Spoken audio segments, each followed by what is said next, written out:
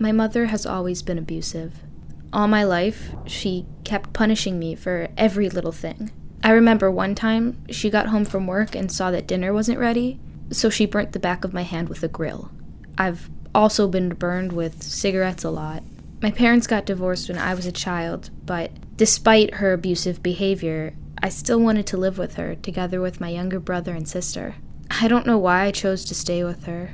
Maybe I still believed that she would change one day, but it only got worse. Even though my mom kept abusing me, she never wanted me to leave her. Somehow, I managed to go to college, but my younger sister and brother stayed with her. They were unhappy there.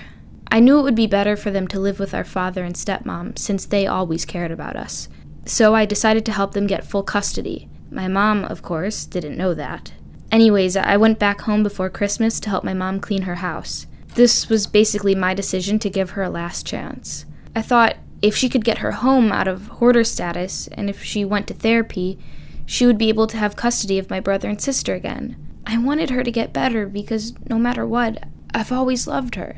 But, well, on Christmas Day, I was planning to take a bus to my father's home. My bags were packed, and I was waiting in the living room to say goodbye to my mom.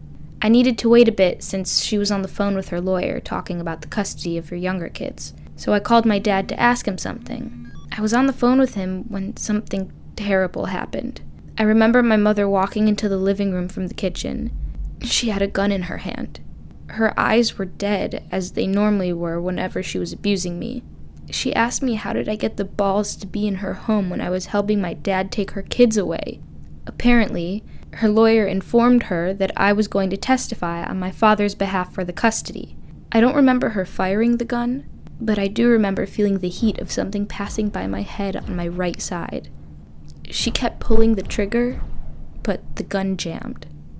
The next thing I remember, I'm running down the road, still on the phone with my dad. I remember he kept screaming if I was okay. When I was 3 blocks away from my mom's house, I called a cab that took me to the bus station. My dad kept calling me to make sure I was alive. When I got to the bus station, I still didn't feel safe.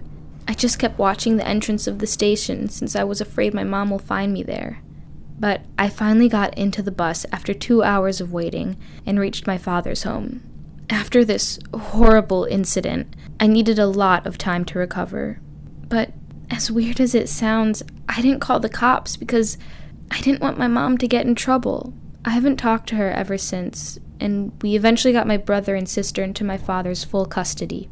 And well, I understand that all the negative experience I had with my mom affected me for life. Once every few months, I imagine that I'm dying on the floor in a messy house amongst the trash, roaches, and anything else I couldn't clean up for my mom.